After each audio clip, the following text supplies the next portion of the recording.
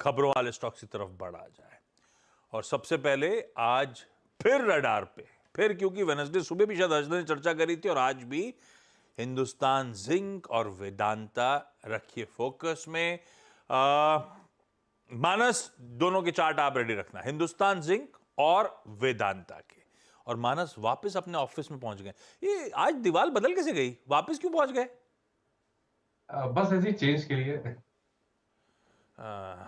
चलिए पुराने फ्रेम पे आ गए मानस, एमजे वाले, और पीछे क्या कहते हैं, प्यूमा, प्यूमा या पैंथर जो भी है उसके साथ लौट आए। हर्षदा क्या अपडेट है इन दोनों को लेकर? आपको याद होगा हम हिंदुस्तान जिंक की जब बात कर रहे थे वेंसडे को, तब बात आई थी कि हिंदुस्तान जिंक में वेदांता अपनी 2.6% हिस्सेदारी ऑफलोड करता हुआ दिखाई देगा, लेकिन वो थोड़ा सा ऑफर साइज अप किया जा रहा है। आज से दरअसल 19 अगस्त तक ये ओएफएस खुल रहा है, लेकिन अब जो डिटेल्स आए हैं सामने वो ये है कि वेदांता जो प्रमोटर है और लगभग 3.17% स्टेक ऑफलोड करता हुआ दिखाई देगा इस ओएफएस में। तो बेस साइज करीब 1.22% का है और बाकी ओवर सब्सक्रिप्शन का ऑप्शन 1.95% तक का तय किया गया है। अब ध्यान देने वाली बात यह है कि किस प्राइस पर होगा, तो एक डिस्काउंट पर होता हुआ दिखाई देगा। स्टॉक पिछले सत्र में 571 पर जाकर क्लोज हुआ था। 486 रुपीज प्रति शेयर पर वो ओएफएस दरअसल तय है और ये अंदाजा लगाया जा रहा था कि एक डिस्काउंट पर ही ये इनफैक्ट आता हुआ दिखाई देगा, तो इसीलिए दोनों स्टॉक्स रेडार पर रहेंगे। वैसे भी हिंदुस्तान जिंक अगले हफ्ते 20 अगस्त को मीट कर रहा है, बोर्ड बैठक है इनकी, वो डिविडेंड को लेकर, उस लिहाज से भी ये स्टॉक रेडार पर रहेगा। और ये ओएफएस जो आज खुल रहा है नॉन रिटेल के लिए, और 19 यानी कि सोमवार को रिटेल इसमें हिस्सा लेता हुआ दिखाई देगा।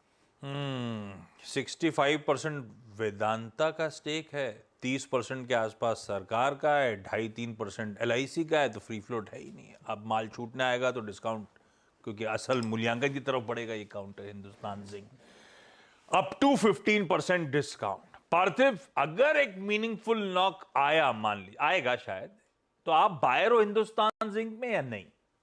यस एब्सोल्युटली, मतलब अगर ये जो ओएफएस का प्राइस जो ऑलमोस्ट 15% के नीचे उन्होंने फ्लोर प्राइस रखा है, अगर उसके आसपास इन्वेस्टर्स को अगर इन्वेस्ट करने का मौका मिलता है तो it becomes a very very good value buy. No doubt एक कंसर्न ये है कि अगर आप पिछले 5 साल का हिंदुस्तान जिंक का बैलेंस शीट देखें तो मैनेजमेंट ने ऑलमोस्ट जितना भी कैश सरप्लस था वो पूरा kind of by the ways of dividend निकाल लिया है। और ये भी जो ये लोग स्टेक डाइल्यूट कर रहे हैं जिसमें फ्री फ्लोट बढ़ेगा, which is a good thing.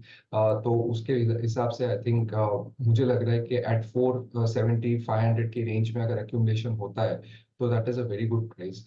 इनकी आगे जाते आई थिंक जो ओपन कास्ट माइनिंग है वहाँ पे एक्सपेंशन के भी प्लान्स है। It is one of the world's lowest cost producer of zinc, और जिंक एक क्रिटिकल कंपोनेंट है for lot of industries like steel etcetera.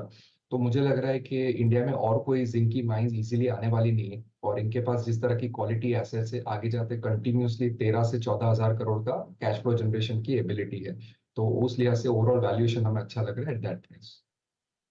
तो भाई साहब, अगर अच्छा खासा प्रेशर आता है हिंदुस्तान जिंक में आज ओएफएस के डे 1 जब नॉन रिटेल बिड कर रहा होगा, तो आप चाहें तो लो लेवल्स पे खरीद सकते हैं लंबी अवधि के लिए आज से। मानस, वेदांता की चार्ट, क्योंकि अब हिंदुस्तान जिंक पता नहीं कहां खुलेगा, कैसे समीकरण बैठेंगे, उसके बाद व्यू कर लेंगे, रिव्यू कर लेंगे। वेदांता लग रहा था वेडनेसडे को जब खबर आई थी, इन्होंने कहा था ओएफएस लेकर आएंगे, हम माल छोड़ेंगे, अच्छी खबर थी, पर इस स्टॉक ने कुछ ज्यादा हरकत दिखाई नहीं, बिल्कुल फ्लैट लाइन पे सेकंड हाफ में ट्रेड करता रहा और इनफैक्ट पिछले कई समय से कंसोलिडेट ही कर रहा है। कैसा प्लेस्ड है? आज जो अपडेट आया है और ज्यादा पैसा बुना लेंगे ये लोग, और अच्छी खबर है इनके लिए।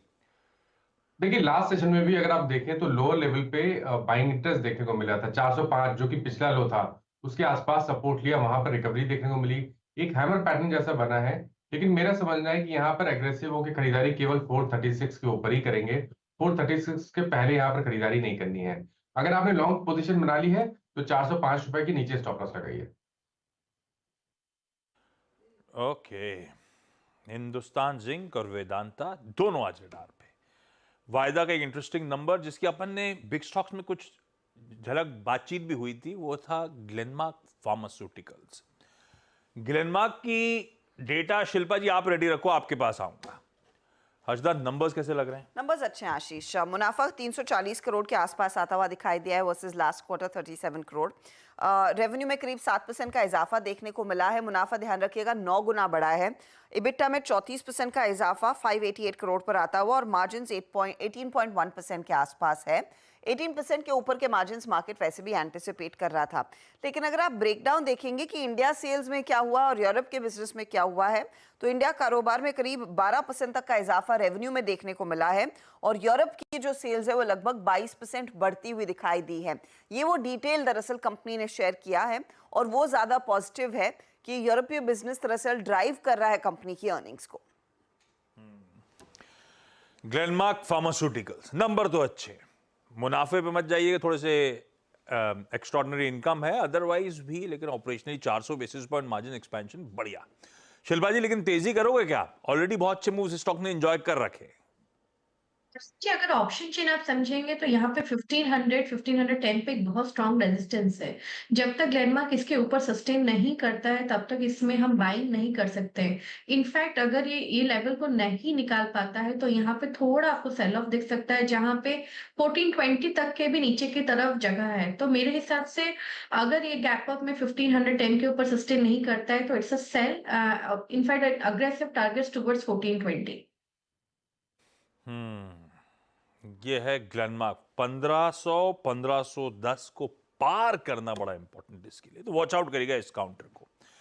अब चलते हैं रिजल्ट्स पे आऊंगा, अभी तो बहुत सारे रिजल्ट हैं। कल लास्ट डे था, कल मतलब वेडनेसडे को टेक्निकली लास्ट डे था इस रिजल्ट सीजन का। 1.5 महीने का टाइम होता है, खत्म हो गया उम्मीद। तो अभी कैश के बहुत सारे नंबर्स हैं पर उन पे आगे पहले वो लॉन्चेस। एक लॉन्च की तो हम रह रहे की चर्चा कर भी रहे हैं, महिंद्रा की, एक वैसे ओला की भी लॉन्च हुई, उसके तो नतीजे भी आए। तो एक काम करते हैं, पहले ओला की चर्चा कर लेते हैं, ओला इलेक्ट्रिक मोबिलिटी के रिजल्ट्स और लॉन्च रिलेटेड, उसके बाद आते हैं दूसरी लॉन्च पे। कैसे नंबर्स रहे? लॉस है आशीष और वो लॉस परसिस्ट करेगा। हालांकि कंपनी ने कहा है कि बिट्टा ब्रेक इवन के आसपास आएंगे। चलिए नहीं, ये आ गई है तो रोडस्टर जो कंपनी ने इनफैक्ट मेंशन भी किया था लिस्टिंग के आसपास कि देखिए इलेक्ट्रिक मोटर बाइक सेगमेंट में उतरते हुए दिखाई देंगे और उससे पर्दा दरअसल कल उठाया गया है।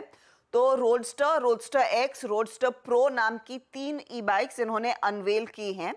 अब जो बिगनिंग है ये इसकी जो प्राइसिंग है वो करीब 75,000 से शुरू होगी और ये जाएगी लगभग 2 लाख तक।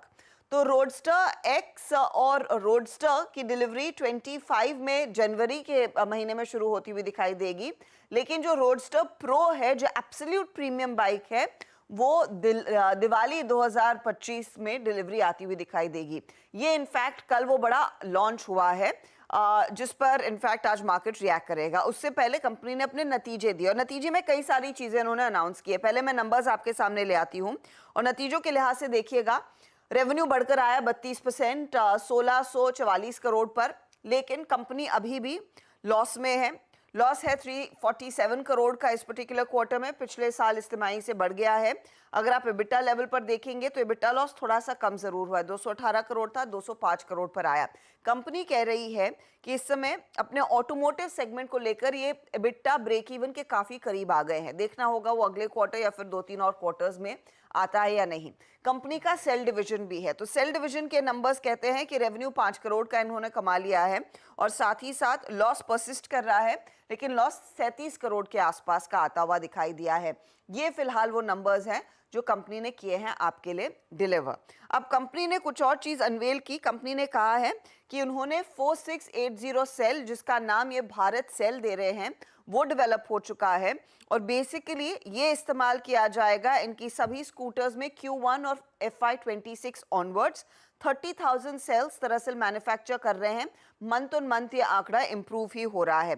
कंपनी का मानना है इस पर्टिकुलर सेल से 20 से 25% मार्जिन बचता हुआ दिखाई देगा, क्योंकि ये एक बड़ा कॉस्ट का हिस्सा है। इनकी जो गीगा फैक्ट्री है 1.4 गीगावाट आवर्स की का सेटअप हो चुका है फेज 1 में। धीरे धीरे करके स्केल होगा। इनफैक्ट कंपनी कह रही है कि फर्स्ट फेज 2024 के इसी साल के अंत तक 5 गीगावाट आवर्स का आ जाएगा। फिर ये कह रहे हैं कि 2026 तक करीब 20 गीगावाट आवर्स और 30 तक इसको 100 गीगावाट आवर्स तक ले जाने का प्लान है। कंपनी बेसिकली अपने ओवरऑल गीगा फैक्ट्री और सेल मैन्युफैक्चरिंग को लेकर काफी ज्यादा कॉन्फिडेंट दिखाई दे रही है। ये है ओला इलेक्ट्रिक की कहानी। पर नेट नेट घाटा 30% बढ़ गया, अपने रिटेल को समझ में आता है। पर इसने सरप्राइज करा अपनी लिस्टिंग के बाद, 76 का मेरे ख्याल से इशू प्राइस, उसके बाद चला गया 110 पे खड़ा हुआ है। पिछले हफ्ते की तो लिस्टिंग है ना ये ओला इलेक्ट्रिक, गजब के मूव्स। खैर कैसी लगी अनुज आपको ये बाइक? नहीं, बाइक तो मैंने नहीं देखी, मैं स्टॉक के बारे में बात करना चाह रहा था। इसके बारे में आशीष, हाँ ये मुझे ना बहुत हद तक इसका पैटर्न बिल्कुल वही लग रहा है जो होनासा के टाइम पे हुआ था। आपको याद होगा होनासा के टाइम पे भी बहुत लोगों ने कहा था कि वो इशू ख़राब है और ये कंपनी कुछ नहीं है, और मतलब उसने भी कई बार कोशिश की थी आने की, ओला ने भी 3-4 बार कोशिश की मार्केट में आने की, ठीक है। लेकिन एक चीज़ है, जिस दिन कंपनी लिस्ट हुई थी और काफ़ी नेगेटिव्स गिनाए गए थे, लेकिन समहाउ स्ट्रीट ने पॉजिटिवली लिया। उस दिन पूरी सेलिंग अब्जॉर्ब हुई, उसके बाद अगले दिन सर्किट लगा यहाँ पर। तो ये प्राइस पैटर्न काफ़ी इंटरेस्टिंग है, ऑलमोस्ट वही प्राइस पैटर्न है जो मैंने होनासा के केस में देखा था। हाँ, होनासा के केस में ये था कि वो प्रॉफिट मेकिंग कंपनी थी, यहाँ अभी भी लॉस मेकिंग है। तो आगे जाते हुए देखते हैं लॉस कम होता है या नहीं होता है। पर्सनली वैसे एक चीज़ है, देखिए अब मैं इसमें किसी के ऊपर कमेंट नहीं है, लेकिन मेरा ये मानना है कि कुछ कंपनियां हैं जिनमें आप दिल से चाहते हैं कि वो कंपनियां अच्छा करें। अब वो करें या नहीं करें वो अलग बात है। जैसे जोमेटो हो गई, ओला हो गई, इवन होनासा हो गई। क्यों? क्योंकि ये फर्स्ट जनरेशन एंटरप्रेन्योर्स की कंपनियां हैं, इंडियन एंटरप्रेन्योर्स की। तो इसके लिए अगर ये कंपनियां अच्छा करेंगी ना, तो ये एक एंटरप्रेन्योरशिप के लिए एक बहुत बड़ी चीज़ होगी। इसके लिए मैं चाहता हूँ कि ये कंपनी अच्छा करे। अब करेगी या नहीं वो टाइम बताएगा। नहीं, आईपीओ ने तो पैसा बना दिया सबके लिए, बढ़िया वाला। और वाकई गजब के एंटरप्रेन्योर है। पहले मेरे को लगता था ओला कैब चला ली तो उससे कमाई हो गई थी, क्या ज़रूरत थी इतना रिस्क लेने की। पर क्या रिस्क लिया और कहाँ लाके कंपनी खड़ी कर दी। और मेरे ख्याल से लिस्टिंग तक सब ठंडा था, लिस्टिंग के बाद मेरे को लगता है सबको अपने सब फंड मैनेजर्स को अपने पोर्टफोलियो में चाहिए। आप वो रिस्क नहीं सकते हो, और उसी के चलते बहुत स्ट्रॉन्ग एक्यूमुलेशन बना। पार्थिव, ओला इलेक्ट्रिक 110 पे ये लिस्टिंग ने सरप्राइज तो करा, एक्यूमुलेशन बहुत स्ट्रांग हुआ। एट 110 आप बायर हो या आप वेट एंड वॉच वाला मोड आ गया स्टॉक का? देखिए Ashish ji, I fully agree with what Anuj ji said कि आई थिंक जिस तरह का रिस्क लिया है और जिस तरह के एंटरप्रेन्योर है, वेरी वेरी अग्रेसिव। और आई नो समबडी जिन्होंने ओला का जो प्लांट है वो विजिट किया है, एंड दे वर परप्लेक्स्ड कि जिस तरह का state of art technology, robotics, जिस तरह की मशीनरी टाइप यूज की है, it is best in the world. I think हम काफी बार चाइना की बात करते हैं कि चाइना में जो प्रोडक्शन और मैन्युफैक्चरिंग की क्वालिटी है, I think this is at par और इवन स्लाइटली बेटर। और आई थिंक आने वाले 3 साल में जिस तरह की विजिबिलिटी दी है, lot of plans have been open. मैं अभी चिप डिजाइनिंग और चिप्स की तो मैं वो साइड पे रख रहा हूँ। We still don't know, long way to go because it's not so easy. But ये जो इलेक्ट्रिक बाइक सेगमेंट है जहाँ पे अभी तक इंडिया में ज्यादा सक्सेस नहीं मिली, तो I am just putting in the next 3 years numbers of very conservative numbers of 5 lakh units per annum. और जिस तरह की प्राइसिंग है 78,000 से 2 लाख के आसपास, अगर मैं मोटा मोटी 1 लाख की average selling price per unit गिनूं, तो incrementally bike division 5,000 to 6,000 crore incremental revenues add करेगा। प्लस जो स्कूटर सेगमेंट है वो तो अच्छा ही कर रहा है इनके लिए। आगे जाते आई थिंक की पॉइंट यही रहेगा कि जो बैटरी का कॉस्ट है उसमें अगर 20 to 30% मार्जिन की इंप्रूवमेंट होती है, तो आई think this can be a very very profitable venture. तो नो डाउट रिस्क है, एग्जीक्यूशन रिस्क है, कॉम्पिटिटिव रिस्क है, सब बात सही है। मुझे लग रहा है कि यहाँ पे आई थिंक इन्वेस्टर्स को उनके पोर्टफोलियो के एलोकेशन का 2 to 3% ऐसे स्टॉक्स में डालना चाहिए। यही सेम स्टोरी मुझे याद है जब मैं यूएस था, टेस्ला के बारे में थी। मैसिव लॉस मेकिंग कंपनी थी, पीपल ने राइट ऑफ कर दिया था, $14-17 का प्राइस था। उसके बाद जिस तरह का ट्रांसफॉर्मेशन किया, जो वेल्थ क्रिएट की है, I am not saying something similar can happen in Ola, but लेकिन ये कंपनी में आई थिंक रिस्क बनता लेना चाहिए, ठीक बात। पार्थिव बहुत पैनी नजर रखते हैं वैसे आईपीओ पे, इसलिए मैंने उनसे पूछ लिया ओला पे व्यू। क्विकली हर्षदा के पास चला जाए भाई। एसबीआई पीएन, अच्छा लॉन्च में हमने महिंद्रा थार, क्या नाम था थार का नाम क्या है? थार रॉक्स। रॉक्स, उसकी तो हमने डिटेल में चर्चा तस्वीर देख डाली है। स्टॉक पे आगे कॉल ले लूंगा। हर्षदा, पीएनबी और एसबीआई वाला मामला क्या है? देखिए, कर्नाटका स्टेट गवर्नमेंट ने एक बहुत क्रूशल और बहुत ही कठोर स्टेप ले लिया है। उन्होंने कह दिया है कि सारे सरकारी डिपार्टमेंट्स कोई भी अपना अकाउंट एसबीआई या फिर पीएनबी में नहीं रखेगा, क्योंकि यहाँ पर कई सारी फाइनेंशियल इरेगुलरिटीज सरकारी खातों में हुई हैं। लगभग 12 करोड़ और 10 करोड़ रिस्पेक्टिवली यहाँ पर उसका गबन हुआ है बैंक एम्प्लॉयज के जरिए, ये रिपोर्ट सजेस्ट कर रही हैं। इसीलिए ये कड़ा एक्शन आता हुआ दिखाई दे रहा है। और लार्जली राज्य सरकार अगर इस तरह का स्टांस लेती है तो स्टॉक पर इम्पैक्ट आ सकता है, क्योंकि उनके बड़े खाते होते हैं। ऑफ कोर्स कंपनियां या फिर यानी कि ये बैंक्स निगोशिएट कर रही हैं, बातचीत चल रही है, आश्वस्त करने की कोशिश की गई है, लेकिन एक बहुत बड़ी खबर है। हाँ, चलिए देखते हैं किस तरह का रिएक्शन होता है। पर गाबा सर, विल महिंद्रा का स्टॉक रॉक्स या महिंद्रा का जो स्टॉक ये है तो अच्छा, और बेस बना हुआ है करीब 2600-2500 के आसपास।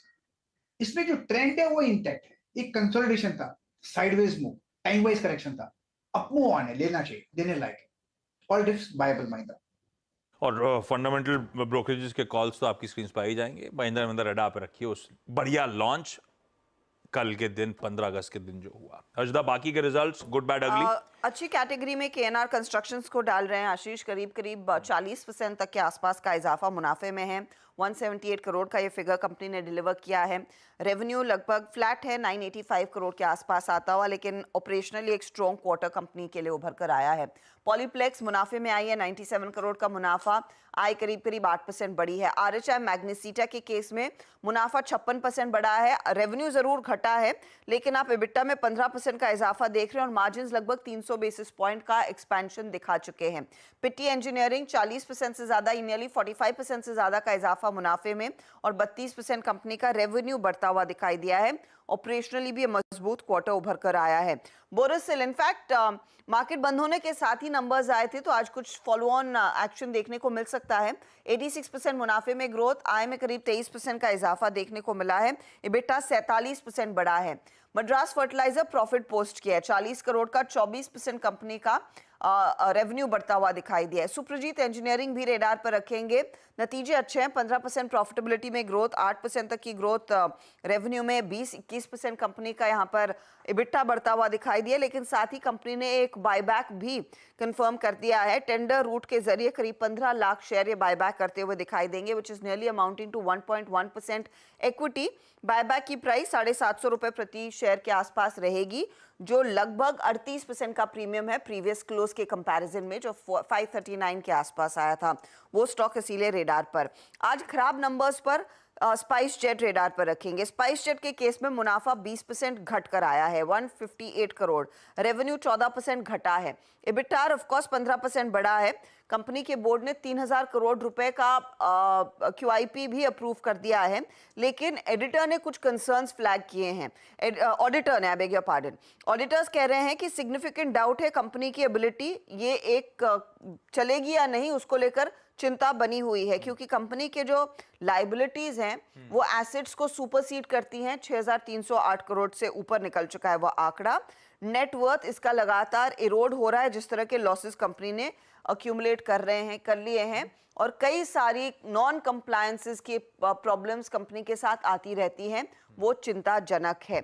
मैक्स इंडिया भी रेडार पर रहेगा। खराब नंबर्स, लॉस आया 27 करोड़ का, लॉस इनफैक्ट बढ़ा है, नियरली डबल होता हुआ, और रेवेन्यू भी 35% घटा है। ओके, रखिए तमाम स्टॉक्स को रेडार पे।